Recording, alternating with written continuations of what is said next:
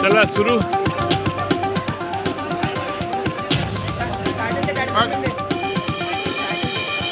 आवाज कमी करा.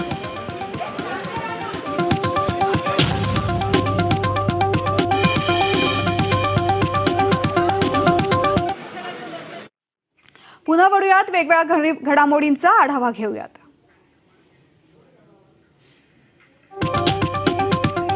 भंडारा जिल्ह्यामध्ये सलग 3 दिवस मुसळधार पावसाने हजेरी लावली आहे. त्यामुळे जिल्ह्यामधील नदी नाले तुडुंब भरले असून बोरसे धरणाचे 27 दरवाजे उघडण्यात आले. रायगड जिल्ह्यात पावसाचा जोर वाढला आहे. त्यामुळे जनजीवन विस्कळीत झालं आहे. जोरदार पाऊस पडत असल्याने लावणीच्या कामाला वेग आला आहे. पुन्हा जाऊयात. राष्ट्रवादी काँग्रेसची पत्रकार परिषद सुरू आहे. उपमुख्यमंत्री अजितदादा पवार आणि प्रफुल्ल पटेल यांच्या समवेत पवार साहेबांना आज भेटले. त्यांनी येऊन पवार साहेबांचे पदस्पर्श करून दर्शन घेतले. त्या सर्वांनी पवार साहेबांना भेटून काल जी 9 मंत्र्यांनी आग्रहाची विनंती केलेली तशाच प्रकारची विनंती पवार साहेबांना आज केली.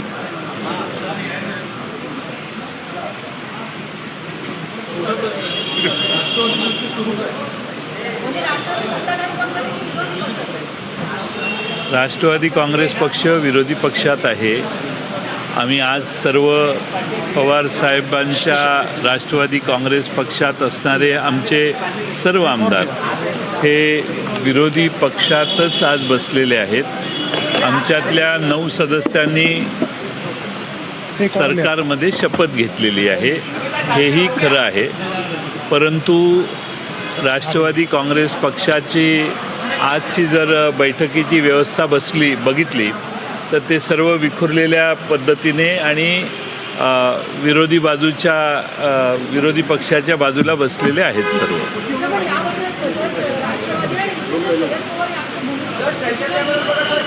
शरद पवार साहेबांच्या भूमिकेवर प्रश्नचिन्ह निर्माण करण्याचा प्रश्न उद्भवत नाही.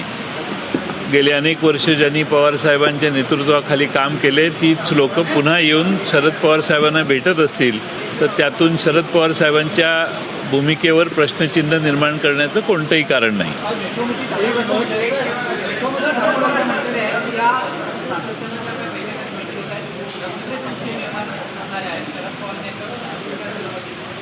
असं आहे की राष्ट्रवादी काँग्रेस पक्षात अनेक वर्ष ज्यांनी काम केलेलं आहे त्या सर्वच जण हे पवार साहेबांनी निर्माण केलेल्या राष्ट्रवादीचं एक मोठं कुटुंब आहे. त्यातल्या काही लोकांनी वेगळी कृती केलेली आहे. पण तीच लोक आज पवार साहेबांना येऊन कालही भेटले, आजही त्यातली काही लोक भेटली आणि मार्ग यातून काढा, काहीतरी मार्ग दाखवा, मार्ग काढा अशी पवार साहेबांना त्यांनी विनंती केली. याबद्दल इतर कोणी अस्वस्थ होण्याची काही आवश्यकता आहे असं मला वाटत नाही. पवारसाहेब हे देशातले एक अनुभवी नेते आहेत. त्यांच्याकडे जाऊन त्यांनी आज विनंती केली आणि यातून काही निर्माण झालेल्या परिस्थितीतून मार्ग काढा असं पुन्हा एकदा आग्रहाने सांगितलं.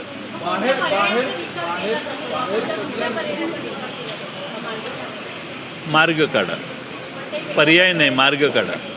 मार्ग काढा आणि पर्याय याच्यात फरक आहे.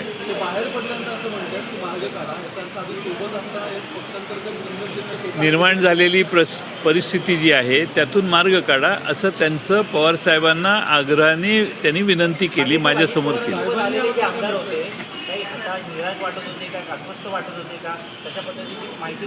असं आहे की आपल्या घरात कुणी आलं तर त्याच्यावर काही विश्लेषणात्मक टिप्पणी करणं हे योग्य नाही.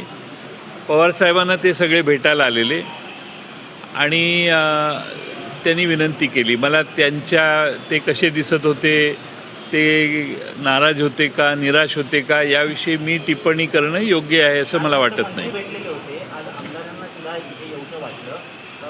पवारांची नाराजी होती त्यांच्यामध्ये त्या काल आमची भेट होऊन दिली नाही. मला माहीत नाही, हा प्रश्न तुम्ही त्यांना विचारणं जास्त महत्त्वाचं आहे.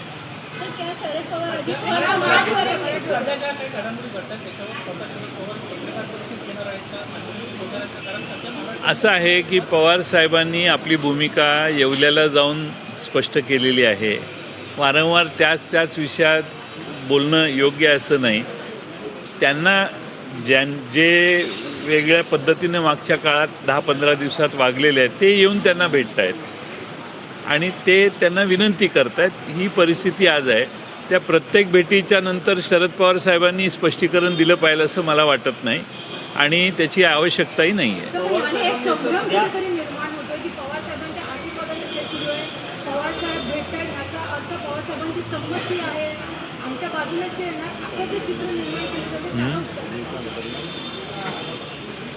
इथून कुणीही वर गेलं तरी पवारसाहेब प्रत्येकाला भेटतात. त्यामुळं कालही तसंच झालं. आजही पवारसाहेबांनी मी घरी राज्यपाल महोदयांना भेटून मी घरी गेलेलो. विश्वजित कदम आणि मी एकत्रित माझ्या घरी होतो. त्यावेळी तिथं फोन आला आणि मला सांगण्यात आलं ताबडतोब या आणि मला सांगण्यात आलं की असे आमदार आलेले आहेत. मी पवारसाहेबांना विनंती केली की मला यायला वेळ लागेल, आपण भेटा. पण पवारसाहेबांनी मला सांगितलं की तुम्ही आल्याशिवाय मी कुणालाही भेटणार नाही. त्यामुळे मला पोचायला वेळ झाला. तेवढा वेळ ते बसलेले होते. त्यानंतर आमची भेट झाली. पवारसाहेबांच्या भूमिकेबद्दल आपल्याला शंका घेण्याची काही आवश्यकता आहे असं नाही. पण इथं आलेल्या प्रत्येकाला तुम्ही वर गेला कॅमेराशिवाय तर तुम्हालाही भेटू शकतात. हा तुम्हालाही अनुभव आहे.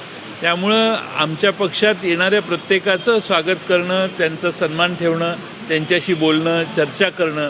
शेवटी राजकारणात संवाद कधी बंद करायचा नसतो आणि येऊन जर कोणी बोलत असेल तर तो संवाद हा थांबवणं हे आवश्यक आहे असं मला वाटत नाही.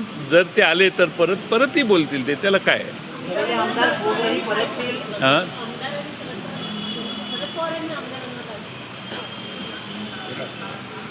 त्यांनी विनंती केली मार्ग काढा यातून. पवारसाहेबांनी सांगितलं की मागच्या निवडणुका आम्ही काँग्रेस आणि राष्ट्रवादी काँग्रेस एकत्रित लढलेलो आहोत.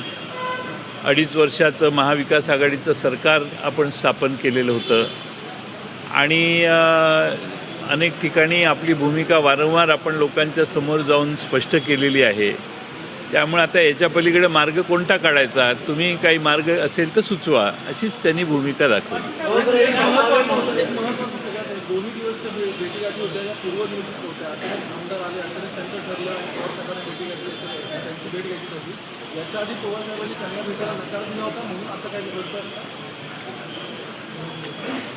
मला काय माहीत नाही त्याचं. हां,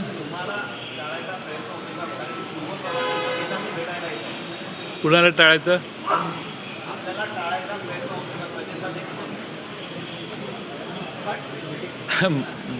प्रश्न माझा नाही आहे, प्रश्न त्यांचा आहे. ते पवारसाहेबांना येऊन भेटणे हा प्रश्न आहे. टाळण्याचा विषयच नाही आहे याच्यात कुठं. त्यांच्याही बाजूने नाही, याही बाजूने नाही. शेवटी एक पद्धत असते राजकीय. जर कुणाबरोबर चर्चा करायची असेल तर पवारसाहेबांनी त्याप्रमाणे मला येण्यासाठी लगेच आदेश दिला. त्यामुळे टाळण्याचा विषय नाही.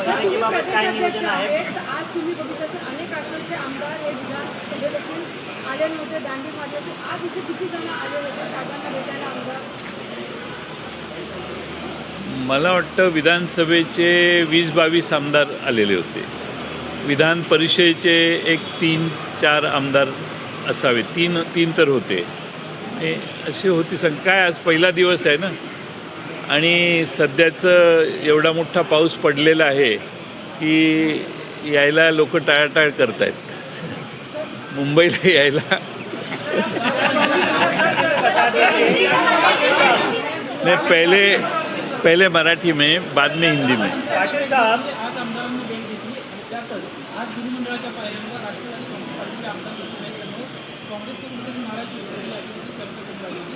जे काही काँग्रेसच्या नेत्यांसोबत बोलण्यात आलं का आणि उद्या सर्व राष्ट्रवादीचे आपल्याकडे विधान लोकसभा पाहिल्यावर आंदोलन करताना पाहिजे. तर याला जोडून पायऱ्यावरती आपले आमदार त्या आंदोलनामध्ये किंवा सहभागी झालेले दिसले नाही.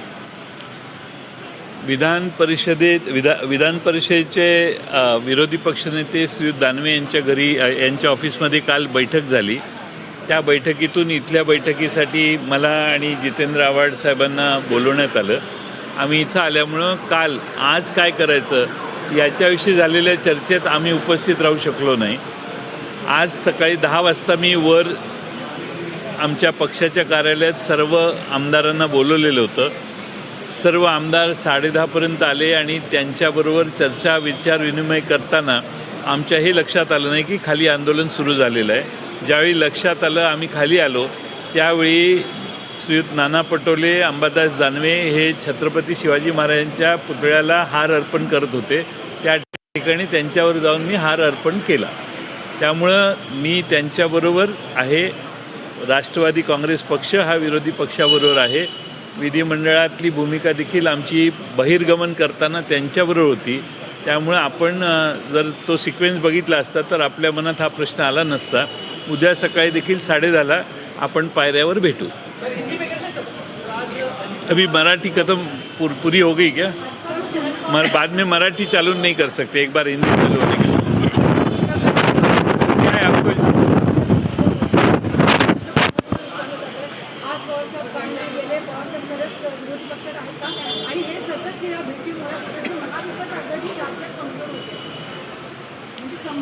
असं आहे की कोण कोणाला भेटले यामुळे अजून कोणीतरी कमजोर होतो ही कल्पनाच चुकीची आहे. लोकशाहीत सर्वांशी संवाद साधण्याची आपण मुभा दिली पाहिजे. शेवटी संवादाने काही चांगल्या गोष्टी होऊ शकतात. संवाद बंद केल्यामुळं नुकसानच होतं. त्यामुळे संवाद चालू ठेवणं हे आवश्यक असतं. कुणी येऊन भेटत असेल, काही सूचना करत असतील तर मला असं वाटतं की तो संवाद चालू ठेवणं आवश्यक आहे.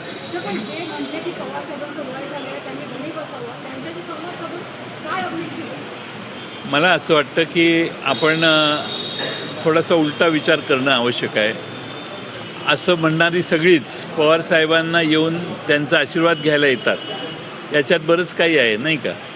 सर आज अजित पवार आज जब विधायकों के साथ पवार साहब से मिले तो उनका आने का संयोजन क्या था और पवार साहब उनको क्या रिप्लाई? नहीं, पवार साहब से वो मिलने को आए थे, यहाँ पे मिले. कल उनके सारे मंत्री जिन्होंने शपथ ली है सरकार में उनके साथ पवार साहब को मिलने को आए थे.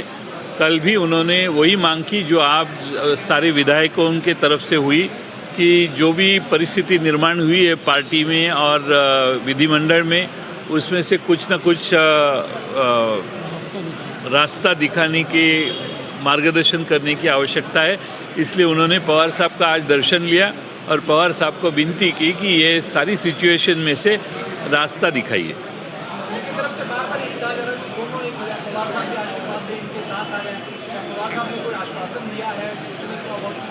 नहीं, देखो हमारी पार्टी हम सब एक ही है. विधिमंडल में ऑन रिकॉर्ड हम सारे इकट्ठा है. हमारे पार्टी में से जो 9 लोग शपथ लिए हैं उन्होंने कुछ पार्टी के खिलाफ एक कदम उठाया है. बाकी सारे विधायक जो है वो आज भी राष्ट्रवादी के हैं, ऐसे ही कहलाते हैं. उन्होंने कोई दूसरा गुट निर्माण नहीं किया है ऐसे वो भी कहते हैं. और इसीलिए वो सारे लोग आज पवार साहब को आके उन्होंने कहा कि जो भी परिस्थिति अब निर्माण हुई है उसमें से रास्ता दिखाइए. मुझे लगता है इसमें कोई गलत नहीं है. और पार्टी के लिए हमारी पार्टी के सारे विधायकों को आके पवार साहब को मिलने कहा कि ये सारे लोग 10-10, 15-15 साल कुछ 2 टर्म 3 टर्म एमएलए रह चुके हैं. वो सारे पवार साहब को आके मिले और उनके क्षेत्र के लोग भी पवार साहब को पहचानते हैं, जानते हैं, मानते हैं. और इसीलिए मुझे लगता है कि उन्होंने आके पवार साहब से मिलना और उनको रास्ता दिखाने की मांग करना ठीक है. अभी रास्ता पवार साहब ने भी उनको कहा कि अब रास्ता आप ही बताइए क्या निकालना है.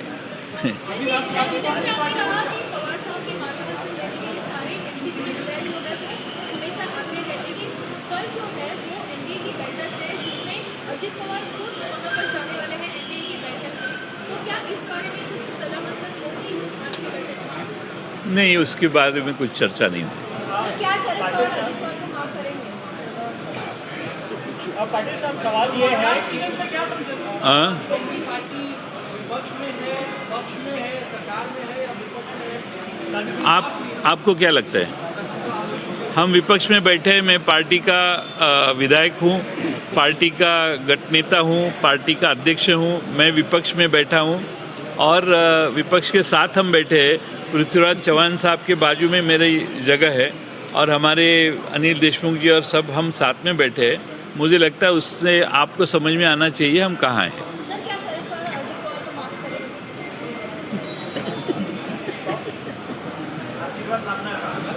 मैं इसके ऊपर कुछ कह नहीं पाऊँगा। मेरा हक नहीं बनता कहने के लिए ये भी कहने के लिए मेरा हक नहीं बनता। मैं मेरी मर्यादा में रहूँगा। मैं पार्टी का काम देख रहा हूँ, पार्टी की तरफ से बोल रहा हूँ। अभी व्यक्तिगत प्रश्नों के लिए मैं जवाब देना ठीक नहीं है। पाटिल साहब, पूरे राज्य की जनता संबंधित है कि क्या चल रहा है राज्य में। इस तरह से भी अजित दादा बिल्कुल मानने को तैयार नहीं है, सत्ता छोड़ने के तैयार नहीं है और पवार साहब के प्रतिक्रिया ले रहे हैं जो किसी भी प्रकार से बीजेपी का दामन नहीं छोड़ेंगे। तो सवाल क्या है इसमें? दादा है सत्ता छोड़ने को तैयार नहीं है, आपके पार्टी आपको विरोधी पक्ष में भी है। ये आप परिस्थिति का वर्णन कर रहे हैं, इसमें सवाल नहीं है। लेकिन पाटिल साहब की तरफ से कहा गया, कांग्रेस की तरफ से कि सस्पिशन क्रिएट किया है, उन्हें भी समझ में नहीं आ रहा है कि आखिर आपको सत्ता में भी इन्वॉल्वमेंट है या उसके तरफ नेताओं के बयान आया कि वो भी इस संदेह में है कि कांग्रेस एनसीपी जो है आखिर है कि। ठीक है, आज विधिमंडल का पहला दिन है। आस्ते आस्ते सारा चित्र आपके सामने आ ही जाएगा। पहले दिन सारे सवालों का जवाब देने की आवश्यकता ऐसे मुझे नहीं लगता। राष्ट्रवादी के सत्ता में आने से शिंदे गुट के कई नेता नाराज चल रहे हैं, क्या कहना चाहते हैं इस पर? ये मैंने भी सुना, आपने जो कहा वो मैंने भी सुना और काफ़ी तेज़ी से वो नाराज बोल रहे हैं। होने वाली है बेंगलोर में, उसके बारे में क्या कुछ मालूमात और जानकारी बता सकते हैं?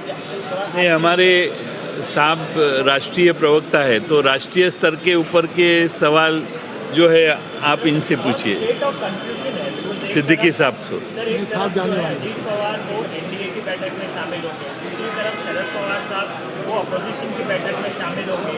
पार्टी के कार्यकर्ताओं में असमंजस की स्थिति है कि आगे जाए तो जाए कहाँ।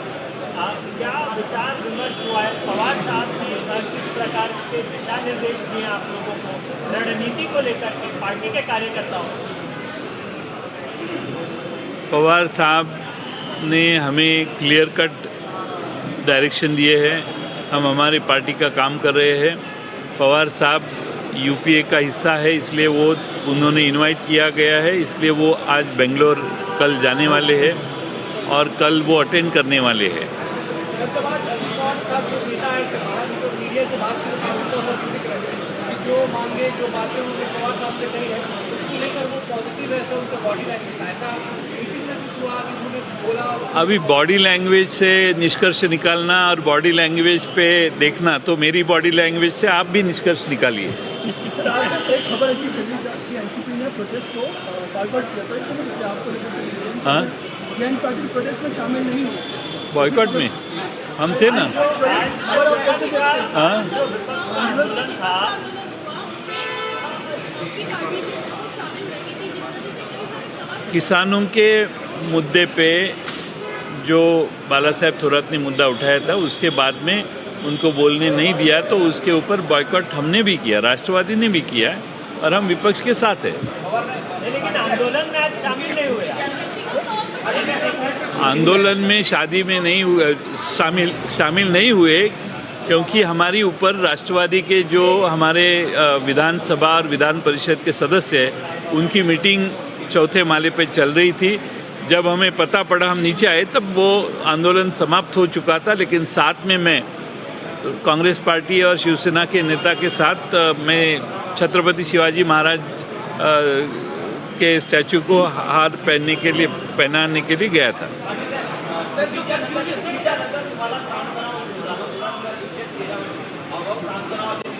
कोणाच्या कधी कधी कधी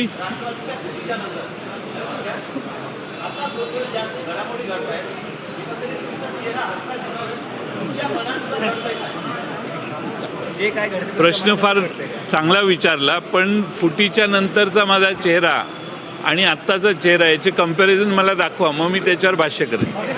ऐसा प्रदेश में आपको लगता है कि भविष्य में आप लोग एक बार फिर एक साथ हो जाएंगे?